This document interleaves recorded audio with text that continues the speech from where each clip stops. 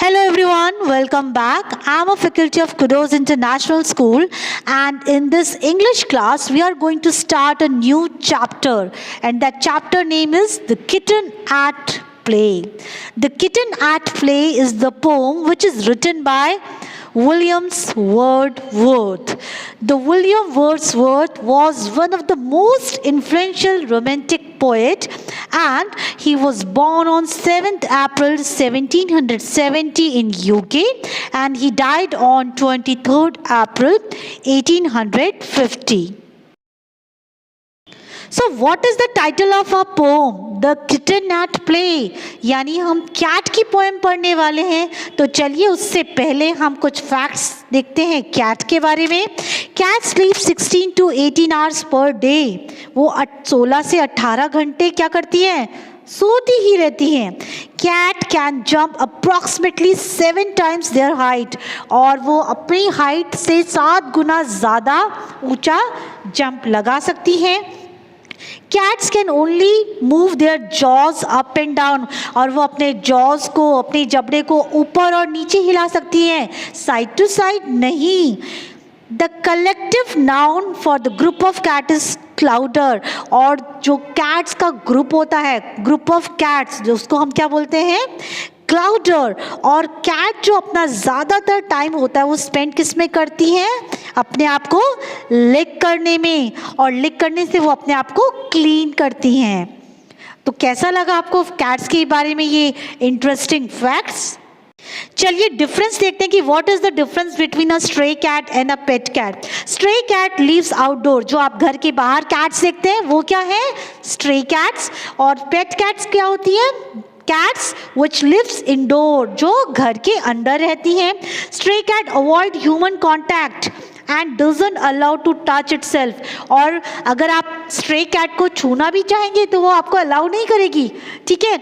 लेकिन जो pet cat होती है वो होती है socialize and is human friendly. आप उसको छुएंगे तो उसको अच्छा लगता है pet cat को, बट जो stray cat है उसको ये सब पसंद नहीं है. What is the learning objective of this poem? क्या है हमारा learning objective?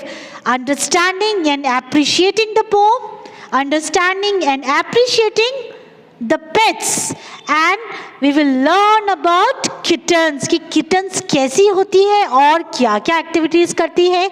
चलिए start करते हैं हमारी poem, The Kitten at Play. Now everyone sing along with me. Kittens at play. See the kittens on the wall, sporting with the leaves that fall. With the leaves 1, 2 and 3, falling from the elder tree. Through the calm and frosty air of the morning bright and fair.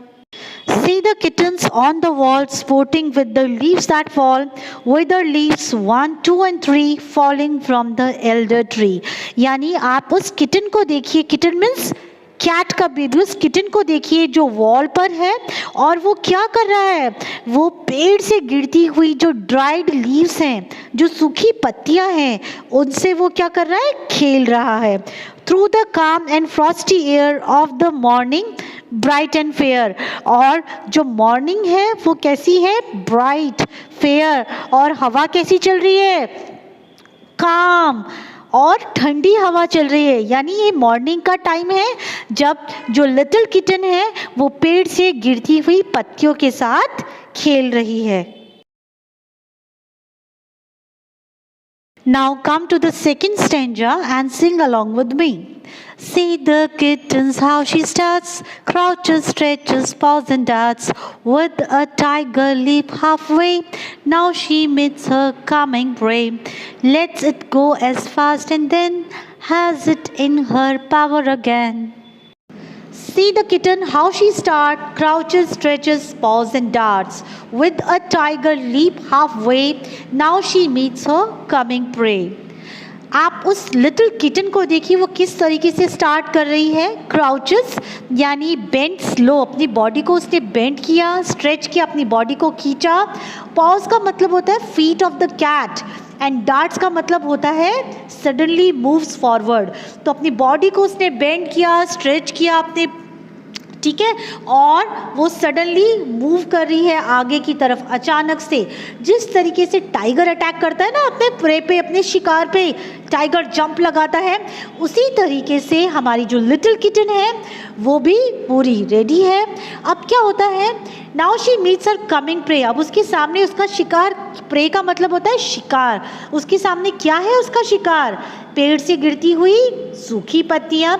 Let's it go as fast and then, पहले तो उन सूखी पत्तियों को वो जाने देती है, लेकिन फिर क्या करती है वो, उन पर पावरफुल तरीके से, ठीक है, उन पर क्या करती है, अटैक करती है as it in her power again. वो अपने आप को पूरा पावरफुल तरीके से बनाकर, ठीक है, अपनी पूरी पोजीशन लेकर वो फिर से उन ड्राइड लीव्स पर अटैक करती है। Now come to the third stanza. Sing along with me. Now she works with 3 and 4 like an Indian conjurer. Quick as he in feats of art, gracefully she plays her part. Yet were gazing thousand there, what would little Tabby care? Now she works with 3 and 4 like an Indian कॉन्जुरर।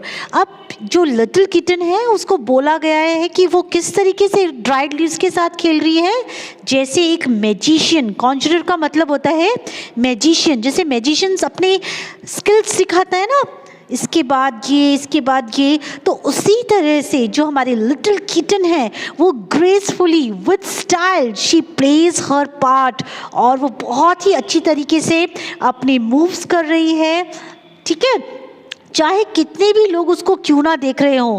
Gazing का मतलब होता है steering, चाहे कितने ही लोग उसे देख क्यों ना रहे हों, लेकिन लिटिल जो किटन है उसको कोई फ़र्क नहीं पड़ता और वो अपने मूव्स करे जा रही है, ठीक है। तो थी ना ये बहुत ही प्यारी सी poem. So that was all about the poem. I hope you will like the poem and recite it 2-3 times and read it again and again to learn it better.